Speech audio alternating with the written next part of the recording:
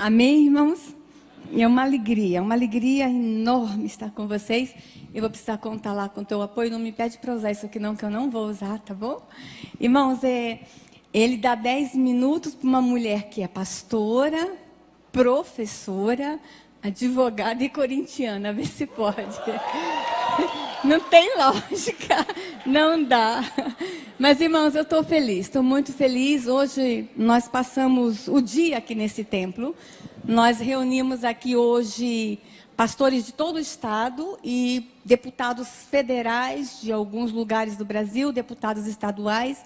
Nós tivemos uma discussão forte aqui hoje sobre o que está acontecendo com essa nação. E nós chegamos no final a uma conclusão que alguma coisa de muito especial está acontecendo com esse estado. E eu não sei o que é, e eu não sei o que está acontecendo, mas eu sei que Deus tem um propósito muito grande para esse estado. Há promessas de Deus para esse estado, vocês sabem disso. Eu não preciso nem tocar nesse assunto. Quanta gente já passou por aqui e já disse isso. Deus tem promessas especiais, especialmente para essa cidade. E eu não sei porque eu estou nessa igreja hoje.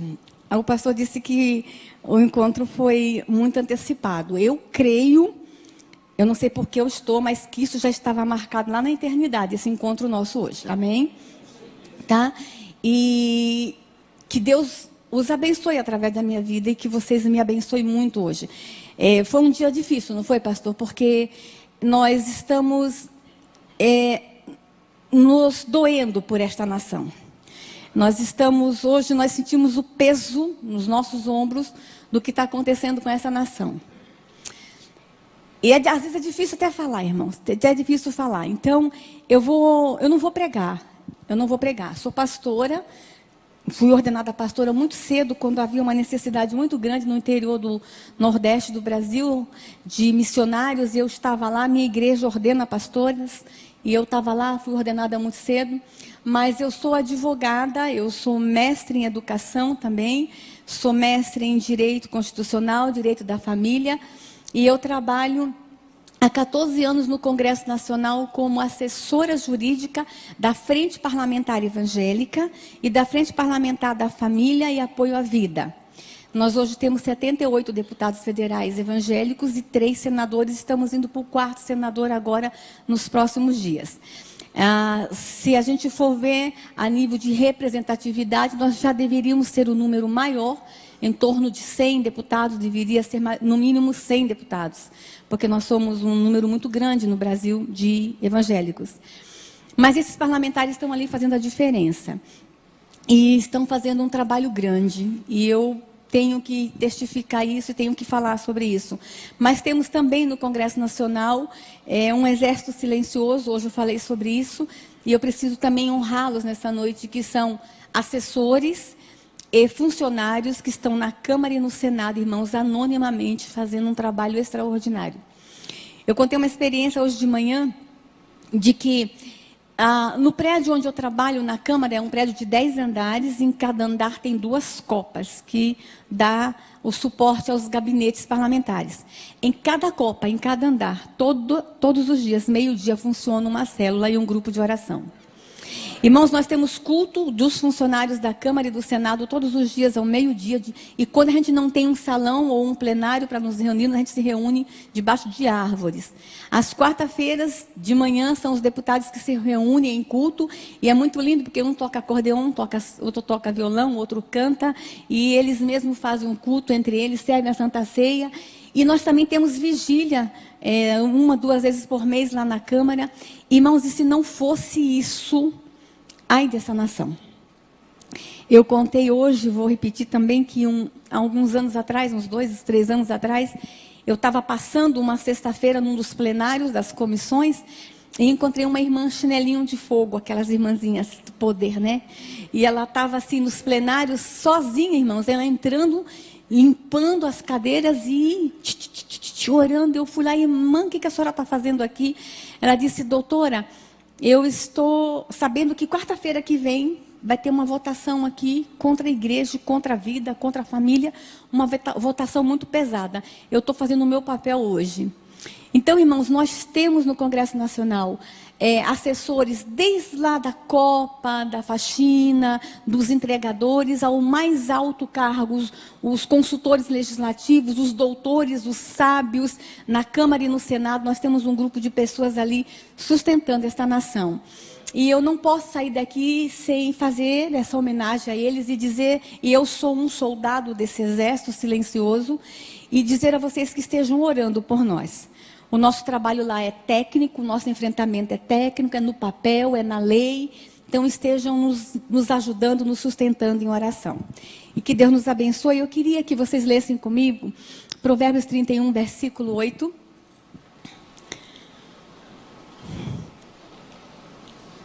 Que diz o seguinte: abre a tua boca. Eu vou esperar vocês abrirem. Provérbios está no Velho Testamento, depois de Salmos. Sou pastora, fui professora de escola dominical. Provérbios 31, versículo 8.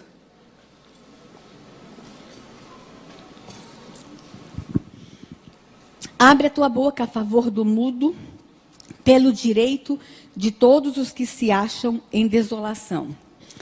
Algumas outras versões que dizem, abre a tua boca em favor do necessitado. Abre a tua boca em favor dos que necessitam, dos que precisam. Amém? E esse versículo nos motiva. E motiva a gente fazer o trabalho que nós estamos fazendo em todo o Brasil. E eu queria falar, irmãos, que nós estamos vivendo um momento diferente na igreja evangélica brasileira. Deus está chamando a igreja evangélica brasileira para um novo momento, para um novo instante. E grandes desafios nos esperam. E talvez eu vou estar falando hoje para alguém que talvez está aqui já há alguns anos na igreja e fala assim, ai Deus, eu queria alguma coisa diferente, eu estou cansada de estar sentado às vezes demais no banco, e eu queria um desafio, e eu vim aqui falar para você que realmente a igreja evangélica brasileira passa por grandes desafios. Irmãos, e os desafios é de restaurar esta nação, é de salvar esta nação do que está acontecendo. Mas a senhora está exagerando, pastora? Não estou exagerando, não. Pode passar o próximo slide. A igreja evangélica brasileira, por muito tempo, ela ficou dentro do seu ambiente, no conforto de nossas igrejas, e igrejas lindas como essa, estou encantada com este templo. E nós não ficamos antenados ao que está acontecendo na sociedade, ao que está acontecendo em volta.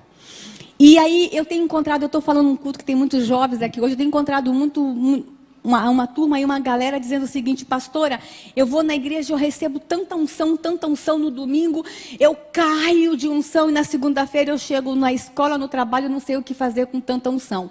Tem sido assim. Nossa igreja está crescendo demais, nós estamos crescendo, amém, nós somos um povo que cresce todo dia, amém, mas o que nós estamos de fato influenciando em mudanças na sociedade? O que de fato a igreja evangélica brasileira tem feito para que a sociedade mude de verdade? É muito bom, irmãos, nós estarmos entre nós e nós sermos luz entre nós. É muito bom ser sal entre nós. Às vezes até enjoa tanto sal, né? Mas é muito bom a gente ser sal entre nós. Mas Deus chama a igreja evangélica brasileira. Nós passamos por algumas fases no Brasil. Nós passamos por algumas fases. Nós passamos a fase da discriminação lá atrás, quando éramos chamados de Zé Povinho, lembra? Não sei se tem algum evangélico aqui com mais de 40 anos de igreja como eu. Vixe, falei minha idade.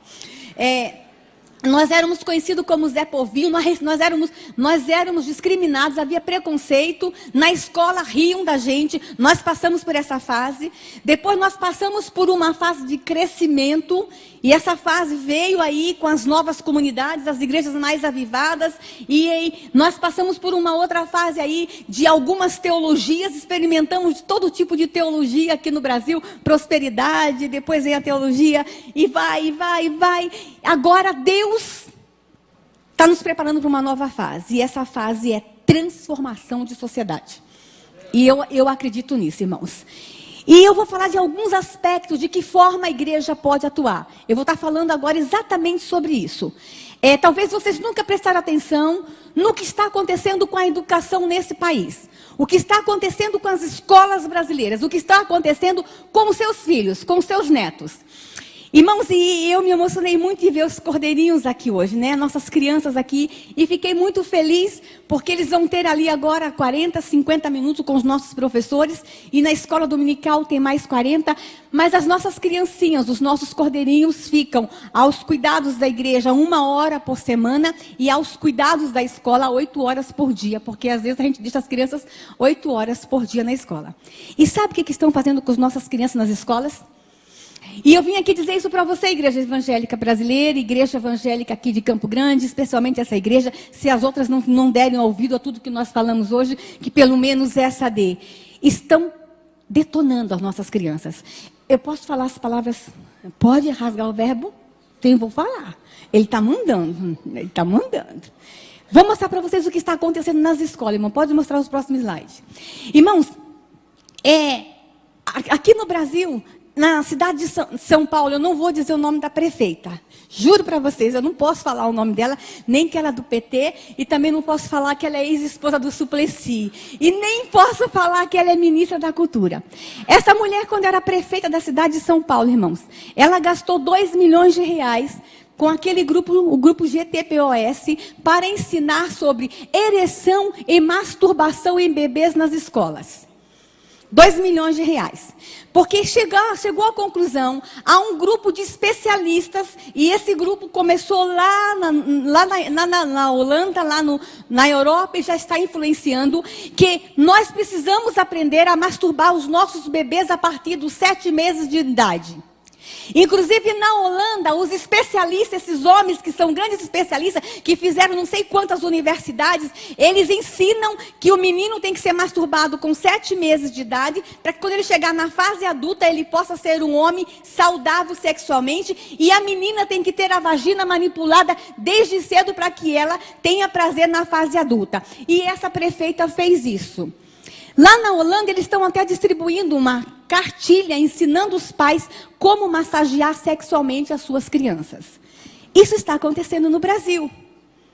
Isso aconteceu em 2004, mas ficou lá na prefeitura de São Paulo, não. Irmãos, eu até hoje falei aqui, eu quero desafiar vocês, pais. Qual foi a última vez que vocês abriram a mochila da escola dos seus filhos? Qual foi a última vez que você leu e você conferiu o livro didático que seu filho está lendo e estudando na escola? A gente não tem tempo. A gente não tem tempo, porque nós estamos muito ocupados. E essa questão, irmãos, da modernidade, da pós-modernidade, nós vamos ter que estar nos revendo algumas coisas. A igreja e os crentes estão deixando a educação dos seus filhos por conta do Estado. E agora é lei, foi promulgada agora há poucos dias, que vai ser obrigatório a criança ir para a escola a partir dos 5, 4 anos de idade. Nós estamos enfiando os nossos filhos na escola cada vez mais cedo. E o que me assusta é que tem muito crente querendo tempo integral. Não quer só a partir dos 4 anos, não. A criança tem que ficar o dia inteiro. Dá trabalho criar filho, então vamos jogar os filhos nas escolas. Igreja evangélica, Deus está nos chamando para a gente fazer uma revisão de valores. Para fazer uma revisão de conceitos. Deixa eu mostrar o que está acontecendo com as escolas. Pode passar o próximo slide.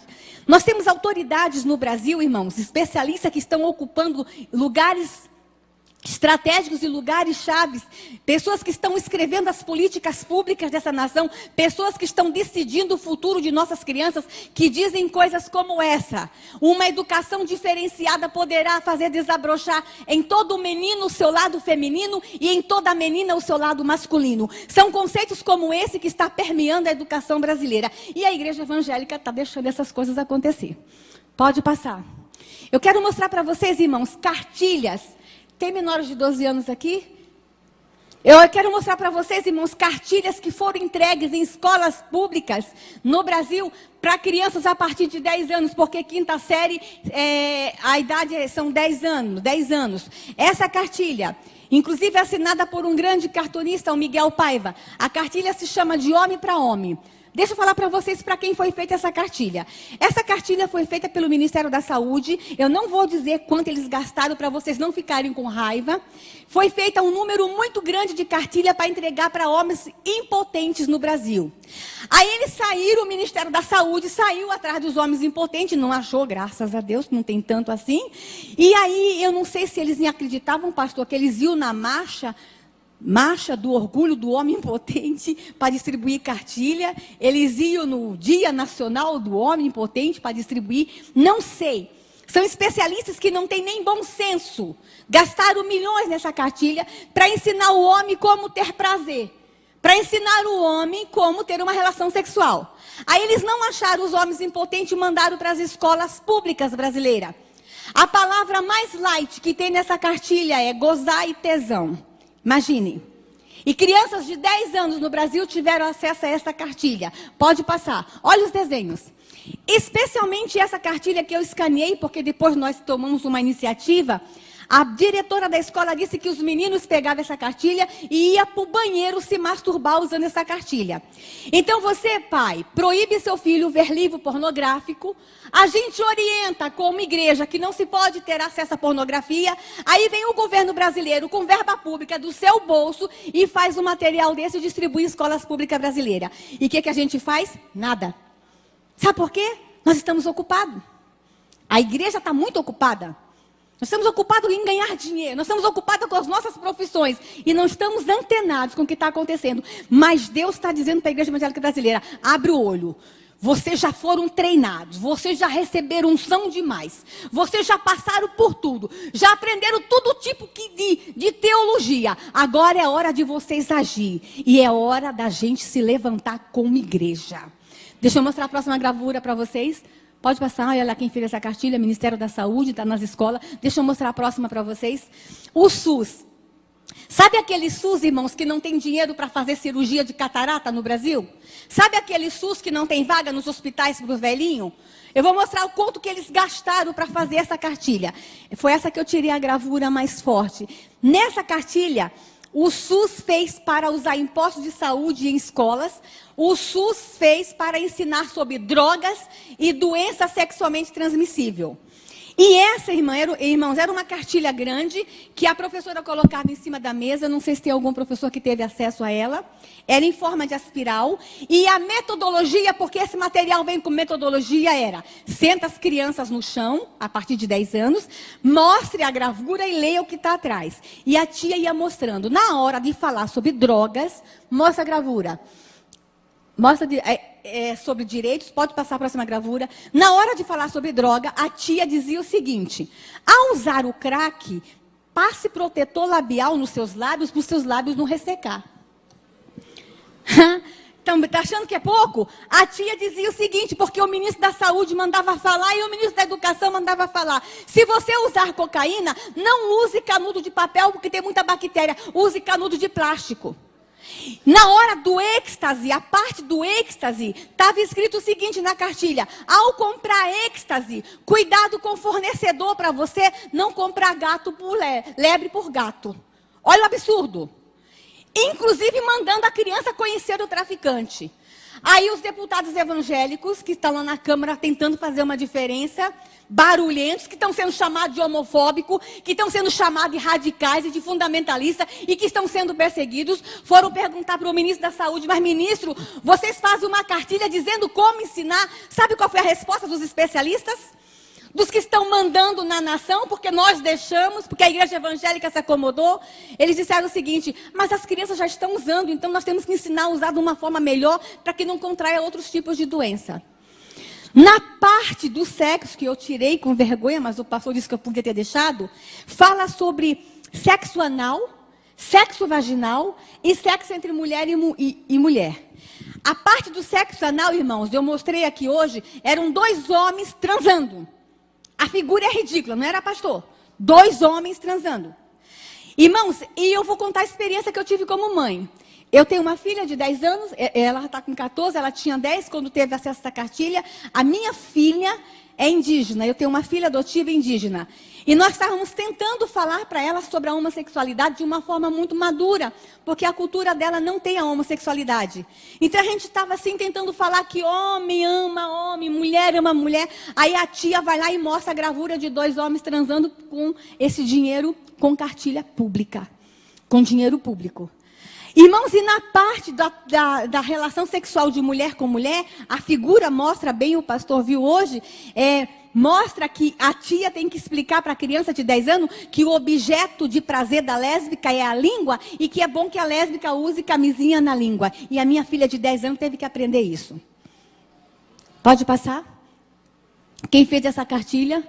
Aí, irmãos, a próxima cartilha. Essa daqui foi distribuída na prefeitura de Porto Velho, aqui em Rondônia. Nós fomos lá também para tentar retirar essa cartilha de circulação, e nós tentamos. Todas essas que eu estou mostrando, irmãos, os radicais, fundamentalistas, homofóbicos, deputados, foram para cima e estão entrando com processo, inclusive aquela de drogas e de sexo. Nós estamos pedindo que os funcionários do Ministério da Saúde que fizeram sejam processados por associação ao crime organizado, porque droga é crime. E nós estamos pedindo, inclusive, que eles devolvam para os cofres públicos o dinheiro que foi gasto com aquela cartilha, com aquela porcaria. Mostra a próxima. Essa daqui foi distribuída em Rondônia. Mostra a gravura, a primeira página. E olha o nome da cartilha. Menina esperta vive melhor. Olha a cara da menina esperta. Nós estamos ensinando na igreja, irmão, que nossas meninas são princesas. Mas a escola está dizendo que esse aqui é o ideal de ser menina. Isso aqui é o ideal para ser uma menina no Brasil. Com dinheiro público. Aí essa cartilha, além de ensinar que menina esperta vive melhor, e a palavra esperta, vocês sabem o que está por trás disso? O jeitinho brasileiro, a sexualidade. A criança recebia a cartilha e junto com a cartilha, pode passar, ela ganhava um espelhinho para poder olhar a vagina e aprender a se masturbar. Prefeitura Municipal de Porto Velho. Nós fomos para lá junto com a Igreja Católica e nós tentamos retirar essa cartilha de circulação. Qual foi a última vez que você, pai e mãe, abriu a mochila da escola do seu filho? Vocês pensam que acontece só em Porto Velho? Que acontece só em Brasília? Deixa eu mostrar a próxima cartilha para vocês. Essa daqui, distribuída no Rio de Janeiro e foi distribuída em todo o Brasil. Inclusive, eu quero que vocês olhem bem para essa gravura aí. E olhe se não está na mochila dos seus filhos aqui em Campo Grande. A primeira coisa, quando a tia entrega para a criança, a tia tem que dizer que é confidencial, não pode mostrar para o pai e para a mãe. Para crianças de quinta série. Vocês acham que tem que ter segredo entre eu e uma filha de 10 anos? Então, irmãos, eles começam a criar conflitos entre pais e filhos. Eles estão ganhando e sendo obrigados. Deixa eu falar uma coisa, são os professores sendo obrigados. Talvez eu esteja falando para professores aqui que recebem esse material e não sabem o que fazer porque vem de uma forma impositiva do MEC. Deixa eu falar uma coisa, isso não é impositivo, isso é apenas sugestivo. O professor tem autonomia em sala de aula. Se eu estou falando com o professor cristão aqui, deixa eu dizer uma coisa, na tua sala de aula quem manda é você. Você não é obrigado a usar esse material. Você pode ser criativo e falar dessas coisas sem usar esse material ridículo que o MEC está mandando. Deixa eu falar nessa cartilha, irmãos. Pode mostrar. Vira. Nessa cartilha ensina sobre masturbação feminina e inclusive como a menina usar o dedinho para não machucar a vagina. 10 anos de idade. Nessa cartilha fala sobre ficada. E aí, além de incentivar a ficada, a tia pede para o menino e a menina relatar as suas 8 mais espetaculares ficadas. E tem que dizer, olha lá, como foi, com quem foi, onde foi, quando foi e se gostou. Agora imagina, a Igreja Batista de Campo Grande está dizendo para os meninos que ficar não é legal. A escola dominical está ensinando que não pode ficar. Aí os meninos da Igreja Batista de Campo Grande recebem essa cartilha e não está preenchendo, porque ele não está ficando. As meninas não estão ficando. Aí eles estão sendo discriminados na escola porque eles são frouxos, não estão ficando. Vocês têm ideia da confusão que está acontecendo com essa nação, irmãos? Mas essa mesma cartilha, além de falar de masturbação feminina, de falar de masturbação masculina, de falar de ficada, ensina uma outra coisa que acho que vocês nunca aprenderam na escola. Pode passar. Fala sobre o ponto G na vagina da mulher. Diz que tem um lugar na vagina da mulher que é chamado ponto G, que a mulher sente mais prazer. Isso tem que ser dito para criança de 10 anos no Brasil, irmãos. E eu vou dizer uma coisa para vocês, como é que essa cartilha chegou lá na Câmara dos Deputados para nós. Esse é o meu trabalho como assessora jurídica, receber as denúncias e trabalhar em cima delas e motivar os parlamentares a fazerem alguma coisa. Um grupo de ginecologistas do Rio de Janeiro nos procurou na Câmara dos Deputados porque havia um número muito grande de meninas numa determinada região, lá do Rio de Janeiro, virgem entre 10 e 12 anos, com inflamação na vagina e no colo do útero. E elas foram tentar descobrir o que estava acontecendo, descobriram que as meninas estavam com inflamação na vagina, porque estavam introduzindo o dedo na vagina para procurar o tal do ponto G que o ministro da Educação falou que existe. Pode passar? Olha quem fez essa cartilha. Sabem quanto custou essa cartilha? Não vou dizer não, para vocês não ficarem com raiva. Pode passar. Essa máquina de camisinha nas escolas, irmãos, já está sendo experiência em algumas escolas em Santa Catarina, em mais 2 estados, e logo, logo ela vai estar disponível em todas as escolas do Brasil. Essa máquina de camisinha, um menino a partir de 12 anos poderá pegar 2 camisinhas por semana, porque os especialistas disseram, fizeram uma pesquisa, eu não sei aonde, acho que eles foram em Harvard estudar, que a criança brasileira com 12 anos tem 2 relações sexuais por semana. Portanto, tem direito a 2, 4, 8 camisinhas por mês. 2 relações sexuais por semana.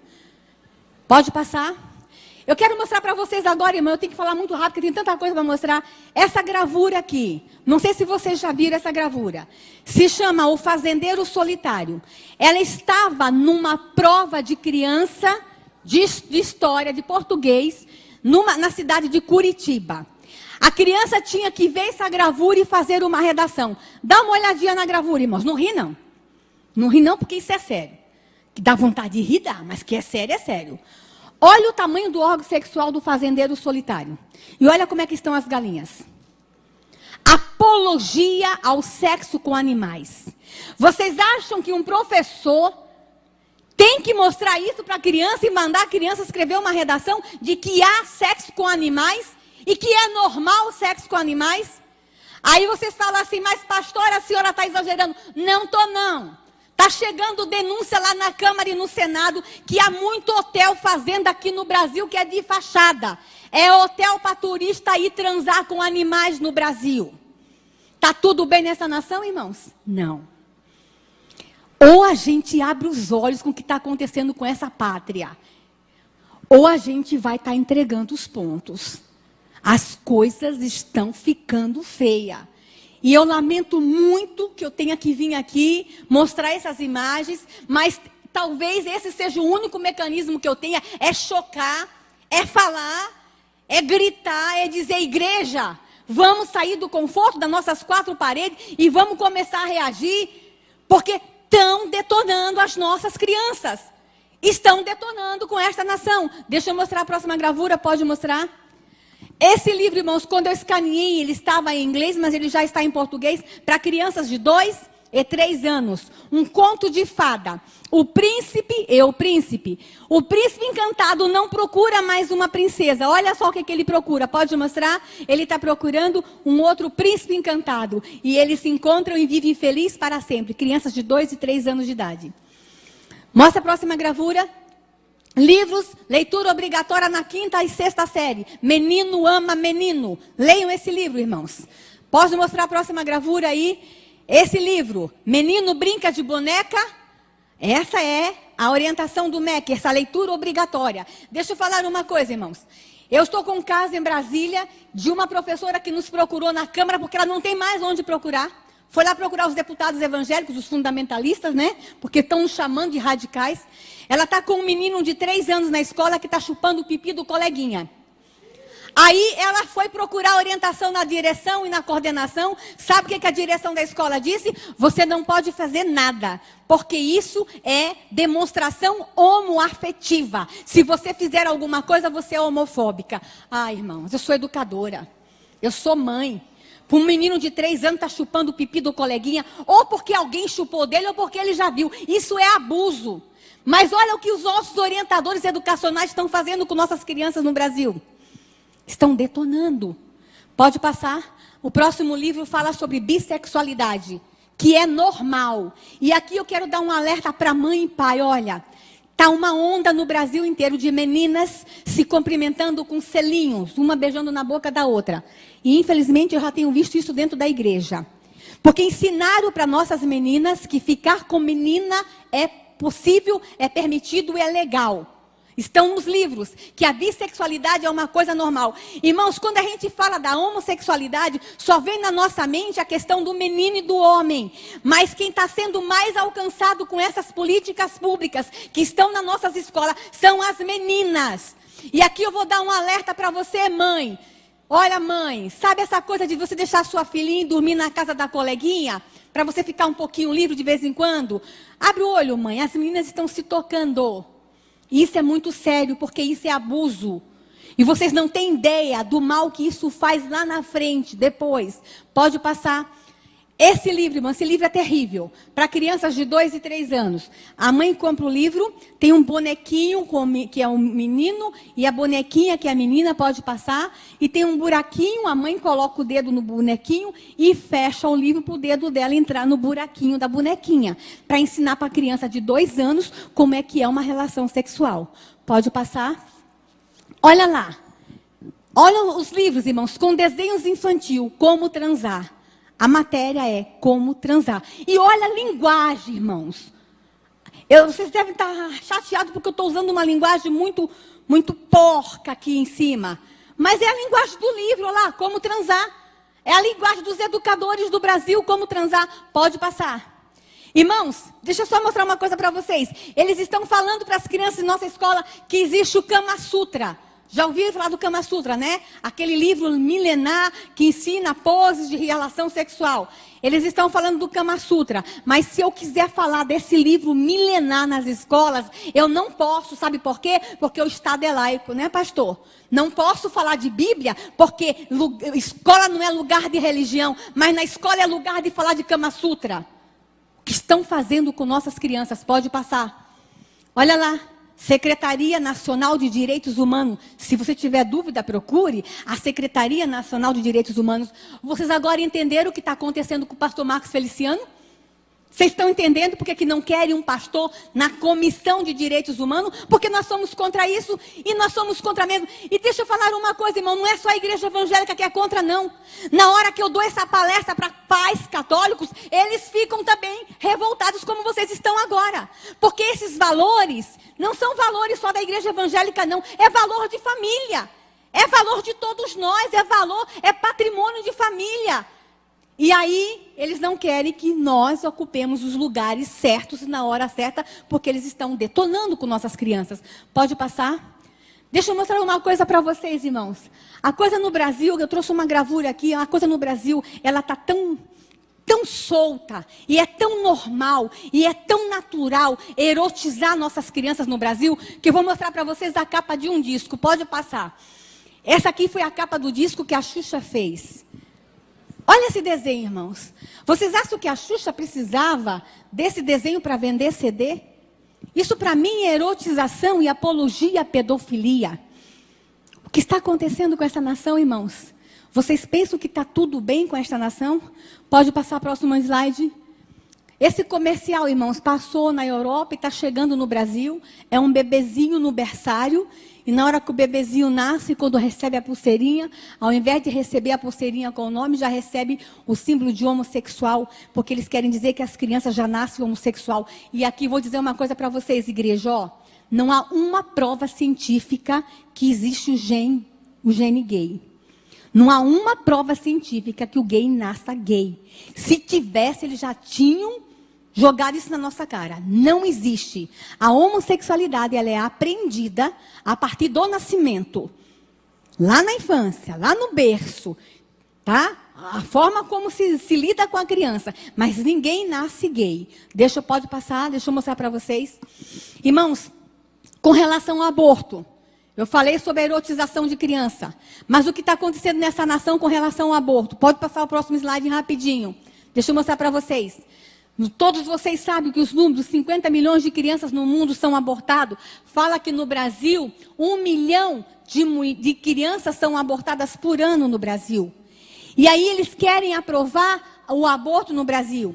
E sabe por que os ministros da saúde, dos 3 últimos, disseram que querem aprovar o aborto no Brasil? Porque eles dizem, irmãos, que no Brasil milhões de mulheres morrem por causa do aborto. Cadê os milhões de túmulos? Quantas mulheres vocês enterraram porque morreram por causa do aborto? Quantas mulheres os pastores aqui já enterraram, fizeram o culto fúnebre, ou foram lá dar uma bênção porque morreu por causa do aborto? Mentira! Não existe milhões de mulheres morrendo por causa do aborto no Brasil. Eles manipulam dados, eles manipulam estatística, eles manipulam informações para impor na sociedade brasileira uma cultura de morte. E a gente tem que começar a ficar atento, irmãos. As feministas começaram a dizer aí que nós temos que aprovar o aborto porque é uma questão de saúde pública. É mentira. Não existe tanta morte de mulher no Brasil por causa do aborto, não. Eles estão manipulando informações porque eles querem aprovar o aborto no Brasil. Pode passar. O ministro José Temporão, em 2008, quando ele assumiu o ministério, um médico sanitarista, quando esse homem assumiu o ministério, irmãos, eu fiquei feliz porque ele disse, opa, agora vem um sanitarista que entende de saúde pública, ele vai acabar com a malária e a febre amarela, vai resolver o problema da dengue no Brasil. Ele chamou a imprensa. A primeira entrevista que ele deu para a imprensa, que na gestão dele como ministro, ele iria aprovar o aborto, porque aborto é caso de saúde pública. Irmãos, ele confundiu feto com mosquito. Saúde pública é malária, saúde pública é dengue, saúde pública é febre amarela, mas ele disse que não, que a prioridade na gestão dele era o aborto, a aprovação do aborto. E deixa eu dizer uma coisa, irmãos, naquele ano, nós tivemos o maior número de ocorrência de dengue no Rio de Janeiro, maior número de malária na Amazônia, e a febre amarela que estava erradicada no Centro-Oeste voltou. Deixa eu dizer uma coisa, irmãos, é um sinal do céu. Não afronte o poderoso. Eu quero falar como pastor agora. Não afronte o todo-poderoso. Matar bebês no ventre da mãe, matar bebês em plena fase de desenvolvimento, é covardia, é assassinato, além de ser pecado. Pode passar? Veja só, irmãos. O ministro José Temporão disse que queria aprovar o aborto porque é caso de saúde pública. E a nossa atual ministra da Secretaria de Saúde, da Secretaria Nacional de Política para as Mulheres, diz que já fez aborto, diz que foi treinada para fazer aborto, ela foi fazer um curso. A nossa ministra foi fazer um curso de como fazer aborto. E diz ainda que quer aprovar o aborto no Brasil. É isso que está rolando na política brasileira. É isso que está rolando no governo brasileiro. Pode passar. Irmãos, e hoje, o que está acontecendo hoje? Está acontecendo que nós temos uma reforma do Código Penal que está lá dizendo que quer a aprovação do aborto urgente. Porque eles dizem, irmãos, que aprovar o aborto no Brasil vai acabar com a criminalidade. Você sabia que tem um governador do Rio de Janeiro disse que tem que aprovar o aborto porque aí ia parar de nascer bandido nas favelas, como se filho de pobre nascesse bandido? Olha os argumentos mais absurdos que se usam para aprovar o aborto no Brasil. Pode passar? A vida nesse ser aí, irmãos. A Bíblia me fala que eu era uma substância ainda informe e o Senhor já havia me chamado. Pode passar? A vida está nas nossas mãos, está na mão da Igreja Evangélica Brasileira. Pode passar a próxima imagem. Eu sei que essa imagem choca, mas eu vou deixar ela aí e vou contar uma coisa para vocês. Quando eu cheguei na Câmara dos Deputados, em 97, já fazia assessoria jurídica para deputados lá da minha cidade, mas quando eu cheguei lá, tinha um projeto de lei, o projeto de lei 1135/91. Esse projeto era de 1991 e eles queriam aprovar o aborto no Brasil, desde 91. Irmãos, são anos que eu lutei contra aquele projeto. No ano de 2006, o projeto foi para votação e nós ganhamos só por um voto. Aí ele ia ser votado de novo em 2008. O que nós fizemos em 2007? Nós saímos pelo Brasil. Foi um ano que, em um ano, eu fiquei 38 finais de semana fora de casa, indo de igreja em igreja no Brasil, eu e os deputados evangélicos, pedindo para a igreja evangélica orar, se levantar contra o aborto. Porque a gente, no passado, irmãos, a igreja evangélica nem falava de aborto. A gente sabia que era pecado, mas nenhum pastor nunca teve coragem de mostrar uma imagem dessa. Isso é coisa nova. O senhor é corajoso, o pastor, deixar eu mostrar uma imagem dessa dentro da igreja. Irmãos, em 2007, a igreja evangélica começou a clamar. Em 2008, o projeto foi colocado em pauta. E eu preciso contar para vocês um milagre. No dia da votação, irmãos, tinha 37 deputados no plenário. E ele ia ser votado numa comissão. E o ministro Temporão, que entrou em 2007, final de 2007, para começo de 2008, queria aprovar. Os ministros queriam aprovar. O próprio governo Lula queria aprovar o aborto. E aí, o que acontece? Ia ser votado. Nós fomos contar o voto. Quais os deputados eram contra o aborto? Nós só tínhamos 12, dos 37, nós só tínhamos 12 deputados contra o aborto. O resto tudo era a favor. A votação começou 15 para as 9, 8 e meia, 15 para as 9. Mas eu preciso contar uma coisa antes. A igreja evangélica estava orando, amém? Mas na noite antes da votação, a votação foi no dia 14 de maio de 2008, está em ata, vocês podem buscar lá na ata da Câmara, está em notas taquigráficas. Na noite anterior, os deputados evangélicos resolveram fazer uma vigília. E a gente ora no 10º andar da Câmara, que tem um espaço muito grande, e nós fomos fazer uma vigília. Lá é por volta de 3 horas da manhã, 2h30, a vigília foi começando a ficar fraca, os deputados cansados, eu estava muito cansada, porque eu tinha que escrever ainda pelo menos mais 4 pareceres sobre o aborto, todo mundo esgotado. Daqui a pouco, irmãos, para na porta da Câmara dos Deputados um ônibus, cheio de irmãzinhas chinelinho do fogo, aquelas irmãzinhas lá de Sobradinho, lá de longe, que souberam da luta e que estavam orando. E essas irmãs pediram licença por segurança da Câmara e disseram que não pudessem mandar orar. E elas entraram, irmãos, pisando firme na Câmara e dizendo o seguinte: a Bíblia me diz que aonde o meu pé pisar, este lugar me será dado por herança. Elas foram marchando. O milagre não acabou, não.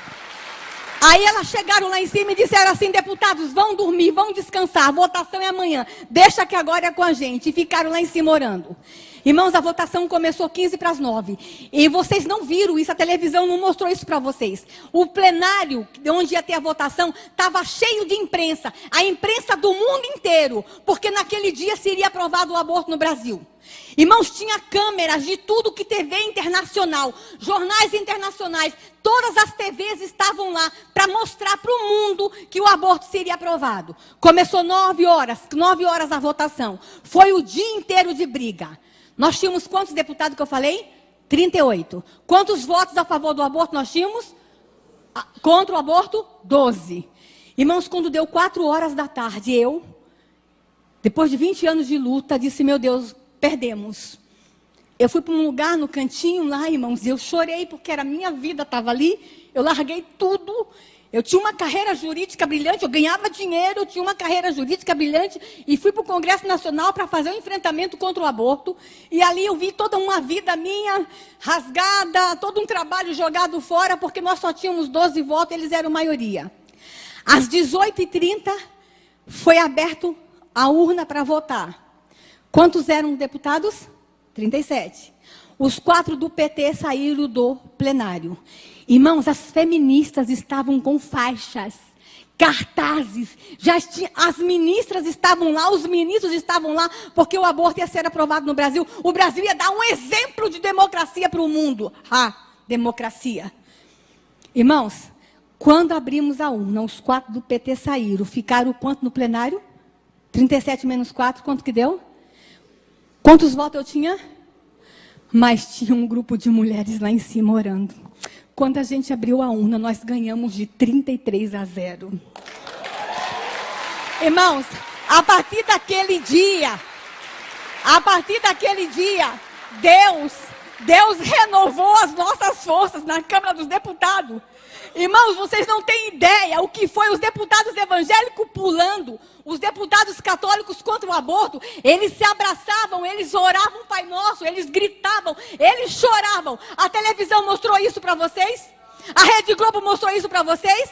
Mas se o aborto tivesse aprovado, eles tinham mostrado. Mas naquele dia, irmãos, nós estávamos desanimados. 2008, tanto escândalo contra deputado evangélico, tanta confusão no Brasil, nós estávamos desanimados. Mas naquele dia Deus renovou a nossa força, porque Deus nos disse que não são os deputados que vão mudar essa nação, que não é o governo que vai mudar essa nação, que não é a política, que é a igreja evangélica quando clama, é a igreja evangélica quando se levanta.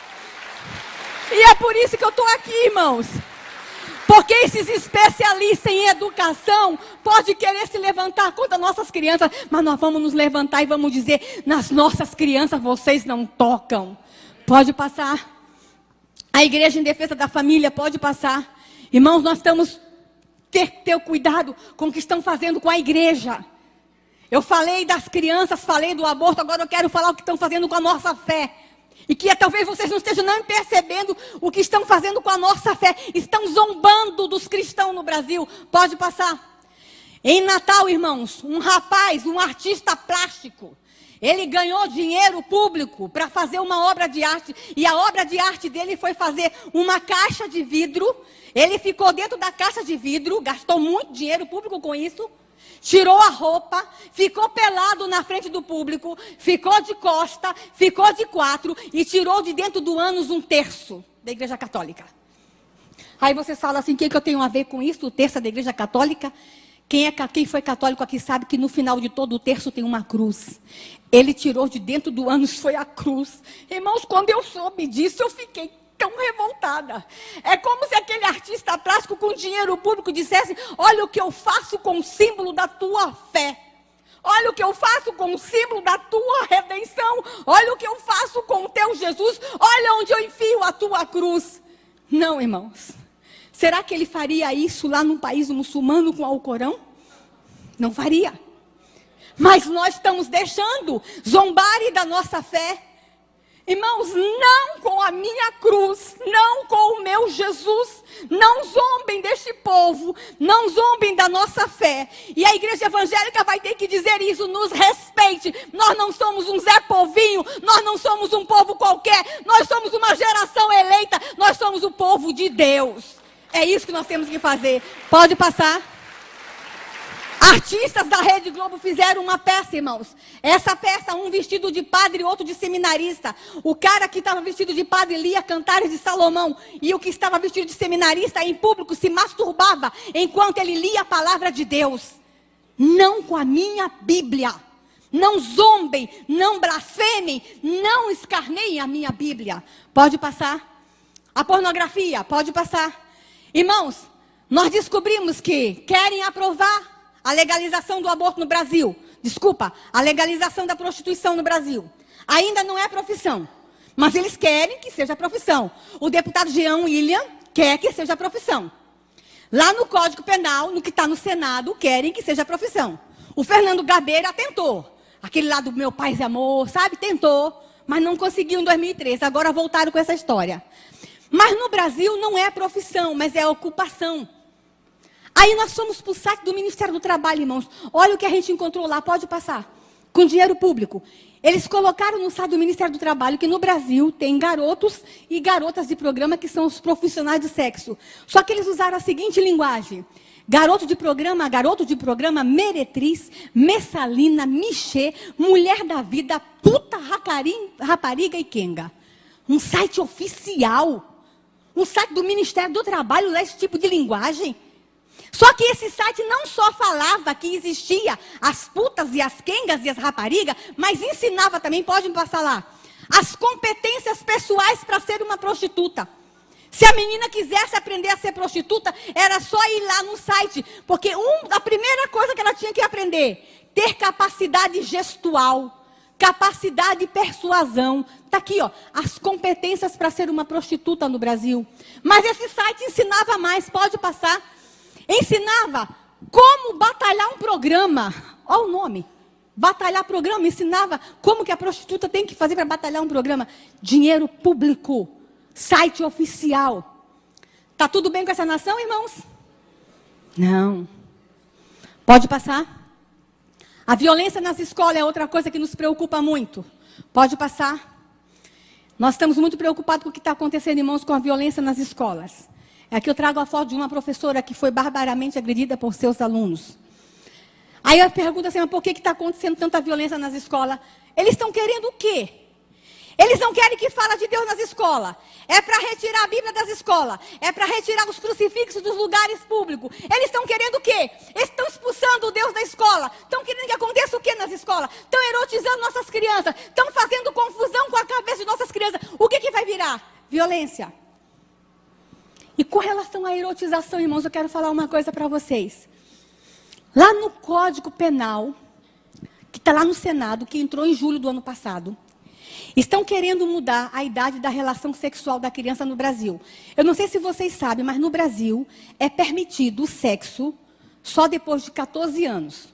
Se alguém tiver sexo com uma criança com menos de 14 anos, mesmo que seja namorado, é crime. E é chamado de estupro de vulnerável. Isso é crime. Aí uns especialistas chegaram no Senado e disseram que tem que diminuir de 14 para 12 anos. Porque a menina brasileira quer sexo a partir dos 12 anos. Está escrito lá, diminuir para 12 anos.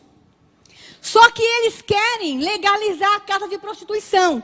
Então, se eles vão diminuir a idade de 14 para 12 e vão liberar que nas casas de prostituição tenham meninas e meninas com 12 anos fazendo sexo. E o que mais me deixa chateada é que estão querendo fazer isso antes da Copa e das Olimpíadas. Sabe por quê? Porque dá dinheiro. Sabe por quê? A prostituição infantil dá lucro. Sabe por quê? Estão querendo ganhar em cima do corpo de nossas crianças. E aqui eu quero dizer uma coisa para vocês, irmãos. Vocês sabem como é que eu cheguei em toda essa luta? Porque eu fiz da minha dor a minha luta. Eu sou sobrevivente da pedofilia. Eu sou vítima da pedofilia. Eu fui abusada, eu sou filha de pastor, eu sou neta de pastor, eu sou pastora. Eu fui abusada 2 vezes na infância, por 2 pastores diferentes.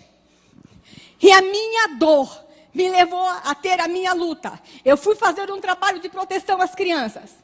Só quem passou pelo calvário da pedofilia, como eu passei, é que sabe o que querem fazer com nossas crianças. Eu sei que eu estou falando nessa igreja para pessoas que foram abusadas e sabem o que eu senti, sabem o que eu vivi. Eu não sei se é melhor sobreviver à pedofilia ou morrer no ato. Eu não sei o que é melhor. Irmãos, o turismo sexual infantil no Brasil está crescendo tanto. E agora, com a aprovação dos parlamentares lá no Senado, eu vou contar uma coisa para vocês, irmãos. No Brasil, 1 em cada 3 meninas até os 18 anos é abusada sexualmente. E vou contar uma coisa para vocês. 1 em cada 4 meninas confessa. Mas eu tenho um outro número muito mais assustador. 1 em cada 100 menino conta. Cada 100 menino abusado, só 1 conta. Porque o menino tem vergonha de falar que foi abusado sexualmente. Porque ele tem medo de ser confundido como gay. No Brasil, algumas brincadeiras infantis que não são brincadeiras, são abusos sexuais. Brincadeira de menino com menino no banheiro, um ficar medindo o tamanho do pinto do outro. Isso não é brincadeira, esse é abuso. E os professores dizem que isso é normal. Não é normal, não é abuso. E eu vou dizer uma coisa para vocês, irmãos. Os pedófilos do mundo inteiro querem vir ficar com nossas crianças. Eu assessorei o senador Magno Malta na CPI da pedofilia. E nós descobrimos que se vende pacotes para que pedófilos do mundo inteiro venham transar com nossas crianças. Há agências especialistas lá fora para vender pacote sexual com criança brasileira, porque o sexo com criança brasileira é barato. Eu estava fazendo uma batida num posto policial recentemente, quando eu entrei, eu fazendo batida. Eu e um colega do Senado entramos num posto policial, uma menina de 8 anos chegou lá e falou pro meu colega: tio, quer que eu faça um boquete? R$1. R$1. Sexo oral, R$1. É esta nação que nós temos. E a igreja evangélica está confortavelmente sentada. Deixa eu falar uma coisa, irmãos. Esses pedófilos querem vir para o Brasil, sabe por quê? Porque falam lá fora que a menina brasileira é caliente. Que a menina brasileira é quente. Especialmente a menina do norte, ela tem o sexo na flor da pele. A menina brasileira é quentinha. O menino brasileiro é quentinho. E eles querem vir transar com as nossas crianças porque aqui se faz vista grossa com relação ao sexo com criança. Chega! Chega! Deixa eu dizer uma coisa para vocês, irmãos. Sabe qual é o meu sonho como mãe? Como pastora? Sabe qual é o meu sonho? Que um dia, quando esses pedófilos forem comprar um pacote para vir transar com nossas crianças no Brasil, o agente de viagem lá mostre para ele não as fotos de nossas crianças no carnaval e peladas, mas mostre para eles as fotos de nossas montanhas, das nossas praias, da nossa floresta, e diga assim: você quer ir para essa nação? Vai. Vai fazer turismo lá. Vai ver as praias daquele país. São as praias mais lindas do mundo. Vai ver as montanhas. Vai ver a floresta. Mas tu não vai lá mexer com criança, não. Porque tem um povo doido. Tem uma igreja evangélica que se levantou. E que disse que ninguém mais toca em suas crianças naquela nação. Irmãos, e como eu queria que isso começasse hoje aqui nessa igreja. Eu não sei por que eu vim para essa igreja hoje. Mas eu sei que está acontecendo alguma coisa de muito especial nesse estado. E talvez seja aqui que a gente vai deflagrar no mundo espiritual que ninguém vai sodomizar as crianças brasileiras mais. Talvez seja nessa igreja que a gente vai dizer, nas nossas crianças ninguém toca. Oh Deus! Pode passar. E aqui eu termino, irmãos, falando para vocês. Eu estou falando de aborto, de educação, de pornografia. Mas eu quero falar de um assunto muito especial. Mais 5 minutos, estou acabando. Estou acabando, pastor, 5 minutos. Amém. Vocês vieram para a festa hoje? Amém. Não saí aqui com raiva. Irmãos, quando eu fui para o Congresso Nacional ajudar a escrever a legislação de defesa à criança, eu descobri uma criança que é excluída das excluídas, que são as crianças indígenas. E esse aqui eu tenho que falar sério, porque eu estou falando num estado que tem um número muito grande de crianças indígenas. E eu estou falando para uma igreja que convive com os povos indígenas. E eu quero falar para vocês que mais do que nunca nós precisamos amar os povos indígenas. Descobrimos, irmãos, que algumas etnias no Brasil, nós temos no Brasil em torno de 120 etnias diferentes. Entre as 120, nós descobrimos ainda que entre 30 e 40 matam os seus filhos. E quando nós descobrimos isso, irmãos, na verdade, 99, mas só tivemos prova disso em 2004. E a partir de 2006 nós começamos a fazer o enfrentamento. Quando nós descobrimos que lá no Xingu, quando nasce crianças gêmeas, os índios acham que a alma se dividiu entre o bem e o mal. Eles enterram as duas crianças vivas porque não sabem qual é a do bem e qual é a do mal. Na Amazônia, no Alto Purus, eles acham que o que nasce primeiro é do bem, o que nasce segundo é do mal, então eles só enterram o segundo.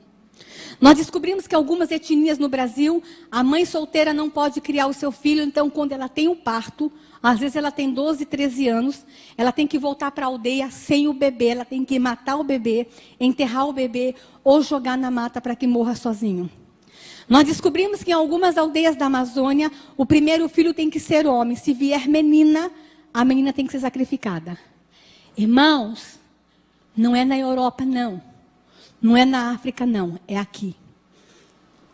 Nós temos um estudo que ainda não é oficial, que por ano, 450 crianças indígenas no Brasil estão sendo enterradas vivas.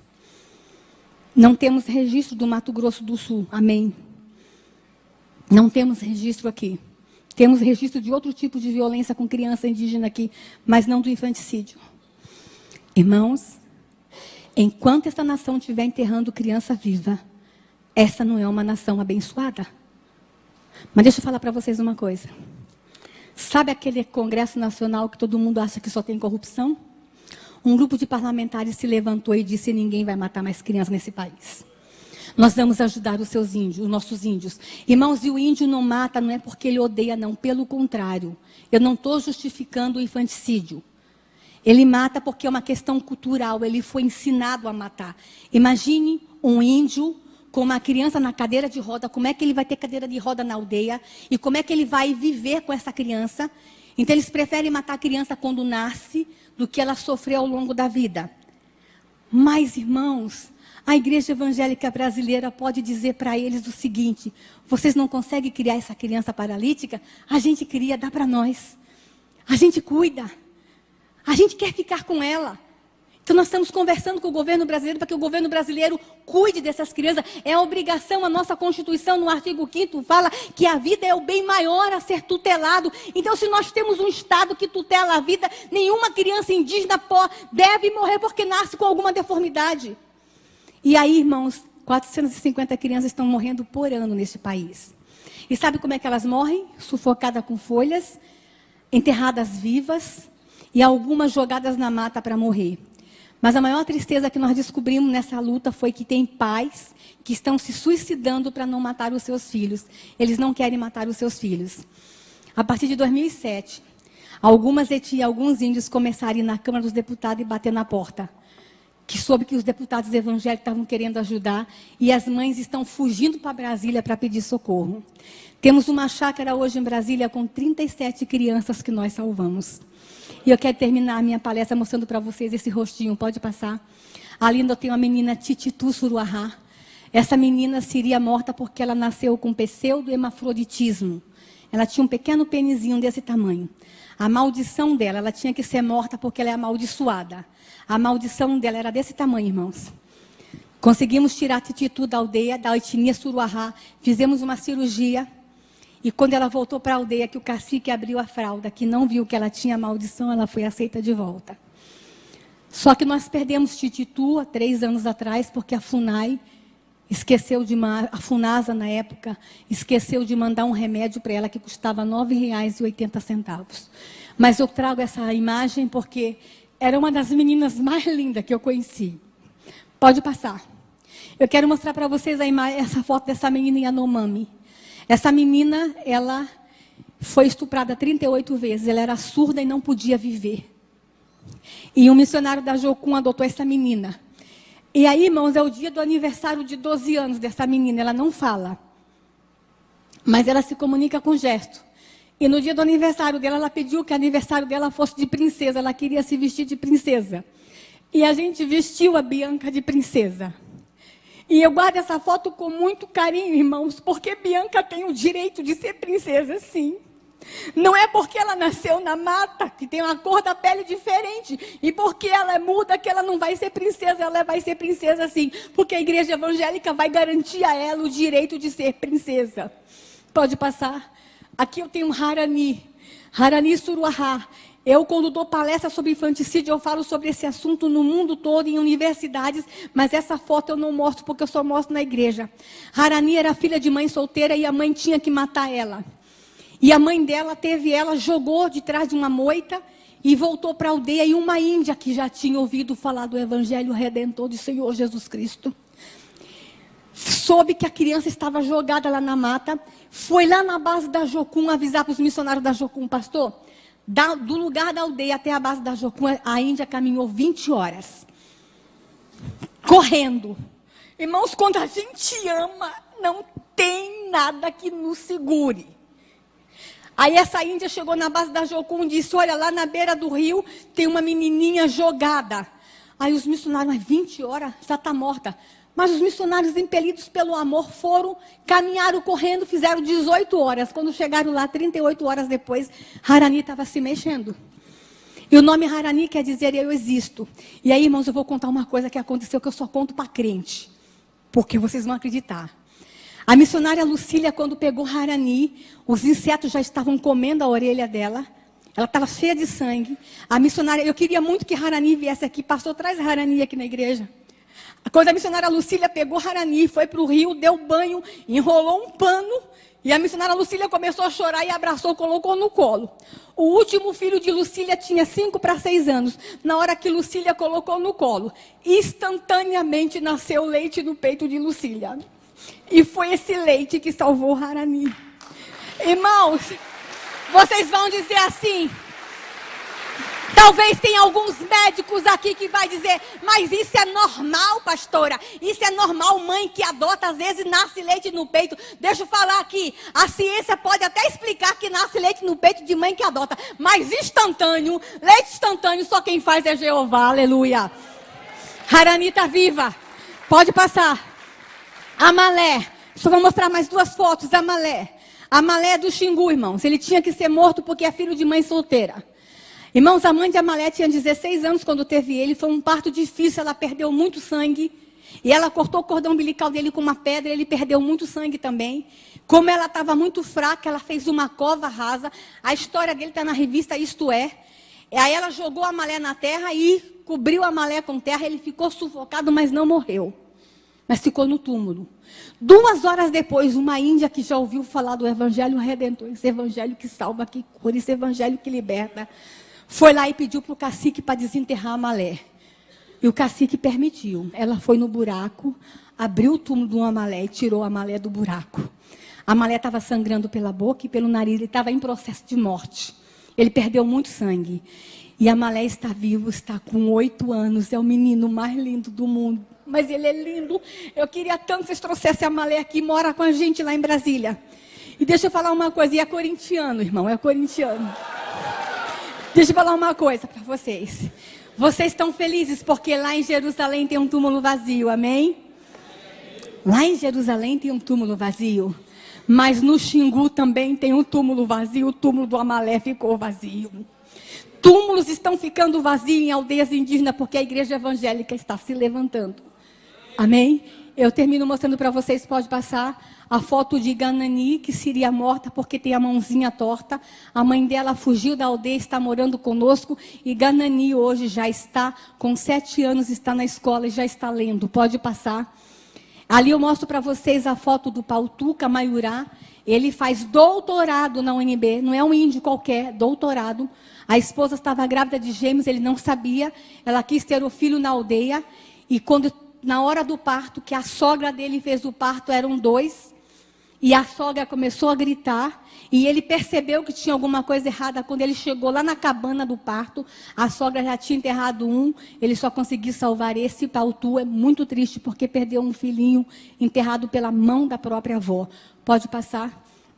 E aqui eu quero mostrar para vocês uma menina de 6 anos que foi escravizada na sua aldeia e tem uma história terrível. Mas eu não vou contar a história dela não, porque esta é a minha filha. Eu quero mostrar para vocês como é que está a minha filha hoje. Olha como está a cara da mãe. Irmãos, o arquivo Promo rodou. Te levaram para aí um outro arquivo chamado Promo. O rapaz aí do som, ó. Rodou. O Promo rodou. Dá para passar? Eu quero mostrar para vocês, irmãos, o que acontece nas aldeias do Brasil. Presta atenção nesse filme. É 3 minutos só e eu acabo aqui.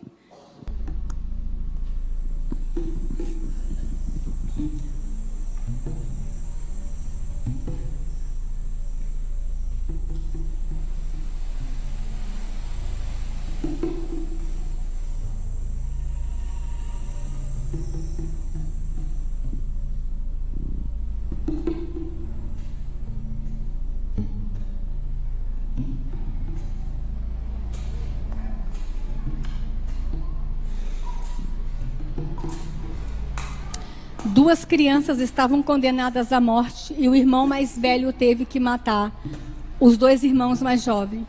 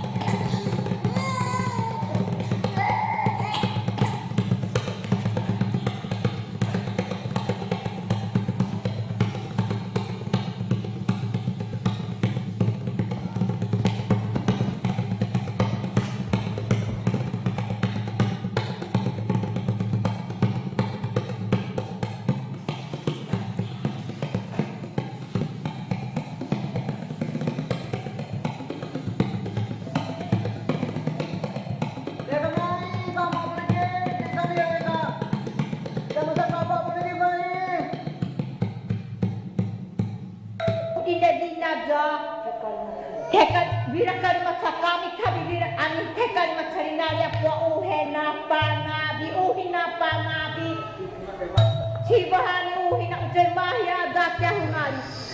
Ini dengan bukan. Dia ada pon. Dia yang nak potar. Dia pun dia. Matera po. Siapa? Jadi mau beda beda. Ini bawa iteko, bawa itamnya. Cina iweru.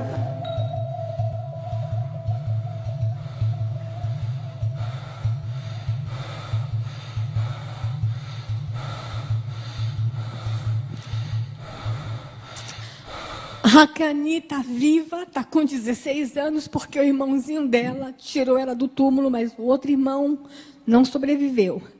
Essa história é uma encenação da vida de Hakani. Hakani mora hoje com os pais que são missionários. Muitos sobreviveram, mas outros não estão sobrevivendo. E a igreja evangélica precisa fazer alguma coisa. A igreja evangélica brasileira tem que se levantar em defesa das crianças indígenas nessa nação. E eu termino a minha palavra dizendo, irmãos, que querem destruir a mente de nossas crianças com aquelas cartilhas. Querem matar nossas crianças do ventre materno através do aborto. Estão detonando nossas crianças com a pedofilia. E estão deixando que as crianças indígenas sejam mortas. Não está tudo bem com essa nação. A igreja evangélica tem que reconhecer isso. A igreja evangélica tem que reconhecer que nós precisamos fazer alguma coisa. Chega de destruição, estamos vivendo a cultura da morte dessa nação. Eu poderia ficar aqui até de madrugada mostrando mais imagens, né, pastor? De tudo que nós falamos aqui hoje. Mas eu estou resumindo a vocês dizendo o seguinte: a igreja evangélica precisa se levantar. E essa igreja tem que nos ajudar. Essa igreja tem que nos ajudar. Eu fiquei sabendo ali há pouco instante, pastor, pela sua esposa, a sua história, a sua experiência, de que tu quase foi abortado. Você sabe como é que se cala um missionário, irmãos? É abortando ele. A aprovação do aborto no Brasil, no campo espiritual, tem uma explicação. Porque tem uma promessa que nós seríamos celeiro de missionários para o mundo todo. Então, a única forma de Satanás calar esses missionários é abortando. Porque quando nasce, vira pastor. Irmãos, que o Senhor Deus abra os olhos dessa igreja. Depois de algumas coisas que eu mostrei, eu tinha muito mais. Que o Senhor Deus abra os olhos dos jovens dessa igreja. A galera quer ajudar. Vocês têm tanto como fazer para me ajudar. Vocês têm redes sociais, vocês têm celulares, vocês têm internet, vocês têm Facebook. Entra no Facebook. Quer ajudar a não aprovar o aborto? Tem um telefone 0800 619 619. Ligue na Câmara, fale que vocês não querem um aborto. Quer ajudar? Ligue na Câmara, fale que vocês não querem que criança indígena seja morta. Essa lei que ajuda os índios a não matar as crianças está desde 2007 na gaveta e não é aprovada. Porque diz que a gente não pode se meter, porque é cultura. E porque é cultura, o índio tem direito de matar. Mas a gente, como evangélico, acredita que não. A cultura não pode estar acima da vida. Que Deus abençoe vocês, irmãos. Que vocês voltem para casa e tentem dormir. Se não conseguirem dormir, orem. Para que Deus levante a igreja evangélica brasileira. Amém? Que Deus abençoe.